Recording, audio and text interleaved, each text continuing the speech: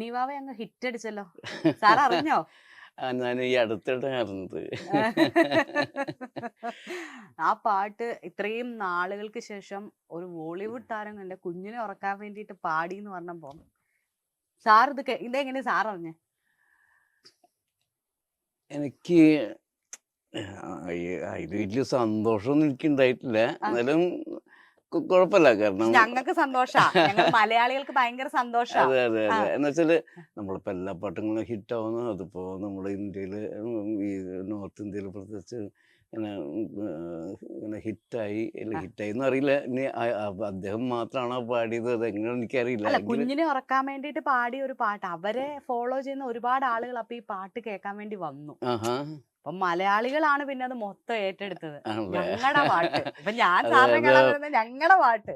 എന്റെ എല്ലാ സുഹൃത്തുക്കൾക്കും, മലയാളികളായ എൻ്റെ പ്രിയപ്പെട്ട പ്രിയപ്പെട്ട പ്രിയപ്പെട്ട എൻ്റെ സുഹൃത്തുക്കൾക്ക് ഒരുപാട് നന്ദിയുണ്ട്. കാരണം നമ്മളൊരിക്കലും പ്രതീക്ഷിച്ചിട്ടില്ല. അതെന്നോ റെക്കോർഡിങ് കഴിഞ്ഞു, അത് അന്നൊക്കെ ഹിറ്റായിരുന്നു. പിന്നെ അതെല്ലാം മറന്നുപോയി. വീണ്ടും ഇങ്ങനെ ഒരു സാഹചര്യം ഉണ്ടായി. അത് മോളെ പാടി ഉറക്കുക. ആ മേഡത്തിനോട് ഞാൻ ഒരുപാട് നന്ദി പറയുന്നു. വീണ്ടും എന്നെ ഇങ്ങനെ ഒന്ന് മുഖ്യധാരയിലേക്ക് കൊണ്ടുവന്നല്ലേ സാറിന് വീണ്ടും ഒരു മുഖ്യധാരയിലേക്ക് പെട്ടെന്ന് കാണാം. അറിയാം, മലയാളികൾക്ക് അറിയാം സാറിന്റെ ഈ ഒരു ഇതല്ല, മറ്റേ രാരീരം പാടി അതും നല്ല രസമുള്ള ഒരു പാട്ടാണ്. പക്ഷെ ഉണ്ണി വാവോ ഇപ്പൊ ഞാൻ പറഞ്ഞത് എനിക്ക് തോന്നുന്നു ഒരുമാതിരിപ്പെട്ട എല്ലാവർക്കും പെട്ടെന്ന് പറയാൻ പറ്റുന്നതാ. വാവോ വാവോ വാവോ എന്ന് പറഞ്ഞാൽ പിന്നെ അടുത്തത് ഉണ്ണി വാവ. അത് പാടി കേൾക്കാത്ത ഒരാളും ഉണ്ടാവില്ല ഇവിടെ. അതായത് നമ്മൾ ആ പാട്ട് എല്ലാ അമ്മൂമ്മമാരും അപ്പൂപ്പന്മാരും അച്ഛന്മാരും അമ്മമാരും കൊച്ചുമക്കള് പോലും അത് പാടാത്തവരുണ്ടാവില്ല. അതെ, സാർ പറഞ്ഞ പോലെ തന്നെ ആരും പാടാത്തവരുണ്ടായിട്ടില്ല. അല്ലെങ്കിൽ ഞാനാണെങ്കിലും കൊച്ചിനെ ഉറക്കാൻ എവിടെയെങ്കിലും ഞാനും നല്ല ആരാണെങ്കിലും എടുത്താൽ പെട്ടെന്ന് പാടാൻ പറ്റുന്ന ഒരു പാട്ട് തോളത്തിട്ടിട്ട് ഉണ്ണി വാവോ നമ്മുടെ ഇഷ്ടത്തിനാ പിന്നെ പാടുന്നത്. നമ്മുടെ കൊച്ചിന്റെ ഫാസ്റ്റ്, നമ്മുടെ കുഞ്ഞുങ്ങൾക്ക് ഫാസ്റ്റ് ആണ് ഫാസ്റ്റ്, സ്ലോ ആണ് സ്ലോ. അതൊരു അമ്മയുടെ അച്ഛന്റെ ഈ പാട്ടായി മാറും അത്. അതാണ് അതിന്റെ പാട്ടിന്റെ ഒരു ഗുണം എന്ന് പറഞ്ഞാൽ ഭയങ്കര സിമ്പിളാണ്. പിന്നെ ഒരുപാട് പ്രശ്നങ്ങളൊന്നും ഇല്ലാത്ത വളരെ വളരെ ലഭ്യമാണ്. അതുകൊണ്ട് തന്നെയാണ് ആളുകൾക്ക്.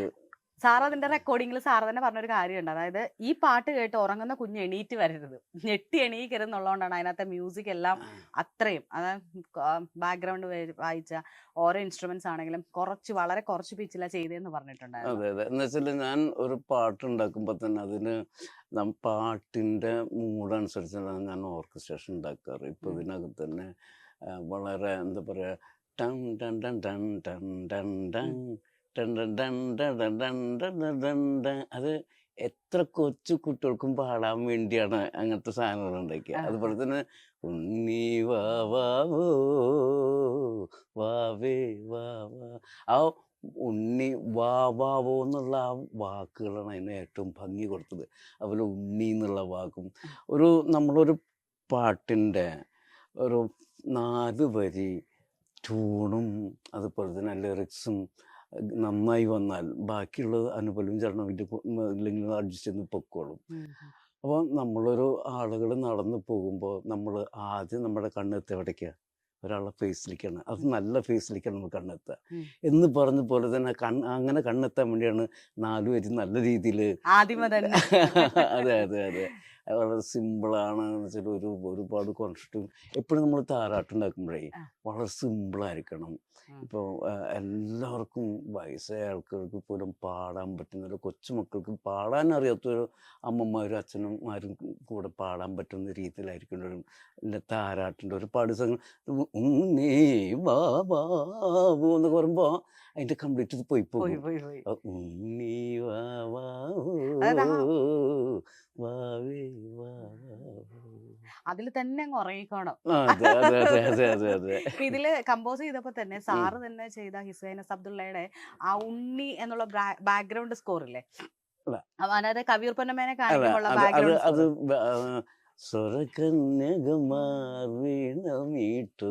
എന്ന് പറഞ്ഞ പാട്ടാണ് അത്. ഞാൻ കമ്പോസ് ചെയ്യുന്ന സിറ്റുവേഷൻ സിബി പറഞ്ഞു.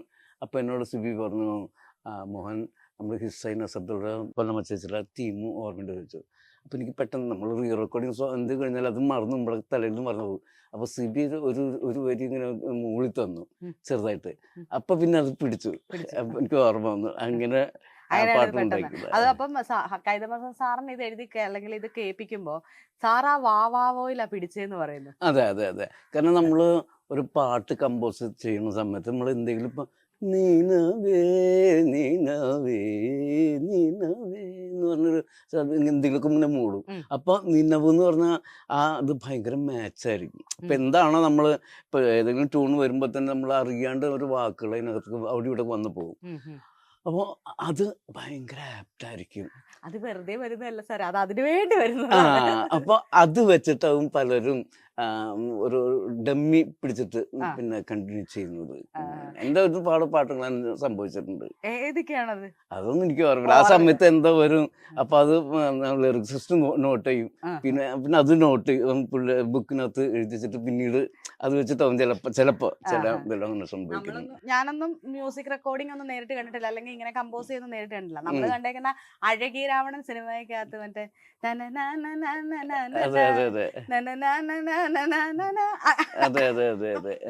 സാറ് പറയുമ്പോ അതാണ് എന്റെ മനസ്സിലേക്ക് ഓടി വരുന്നത്. അതായത് ഒരു മ്യൂസിക് ഒരു സംഗീതജ്ഞൻ അത് നിന്നിട്ട് അതിന് ഇത് ചെയ്യുവാണ്, കമ്പോസ് ചെയ്ത് വിടുവാണ്. അപ്പൊ മറ്റേ ആളത് പിന്നീടാണ് അതില് വാക്കുകൾ ആഡ് ചെയ്ത് അതിനെ ഒരു പൂർണ്ണമായിട്ടൊരു പാട്ടായിട്ട് എത്തിക്കുന്നത്. ഞാനിപ്പോ സാറ് പറഞ്ഞപ്പോ എന്നെ മനസ്സിലായത്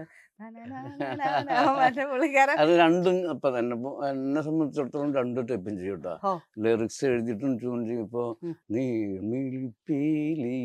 അതൊക്കെ ലിറിക്സ് എഴുതിയിട്ട് അങ്ങനെ നല്ല പാട്ടുകളൊക്കെ ചില ലിറിക്സ് ചെയ്തിട്ട് ക്ലാസിക് മൂഡുകളൊക്കെ ലിറിക്സ് അത്രയും പാടിയതല്ലോ, ഒന്ന് ബാക്കി പാടുവോ? ഏതാ?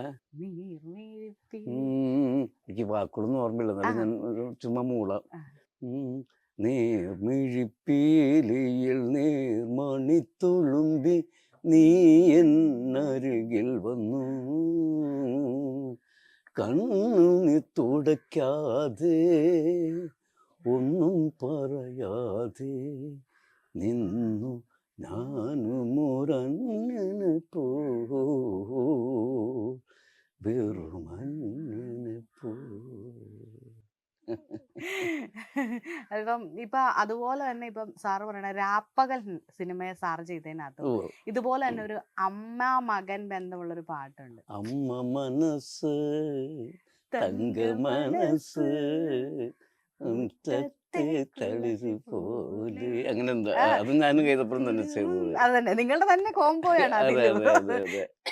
ഇപ്പോഴും നമ്മൾ അടുത്ത കഴിഞ്ഞ ആഴ്ച 2 ദിവസം മുന്നേ ഒരു പാട്ട് 3 പാട്ടുകൾ അടിപൊളി പാട്ട്, അത് ഭയങ്കര പരിപാടി. അത് ആക്ച്വലി കമ്പോസ് ചെയ്ത് കഴിഞ്ഞിട്ട് അപ്പം ഞാൻ ട്യൂൺ ഇടുമ്പോൾ അപ്പം തന്നെ അയാൾ നമ്മുടെ കൈതപ്പുറം എഴുതി ഒരു അച്ഛനെ കുറിച്ചുള്ളൊരു പാട്ടാണ്.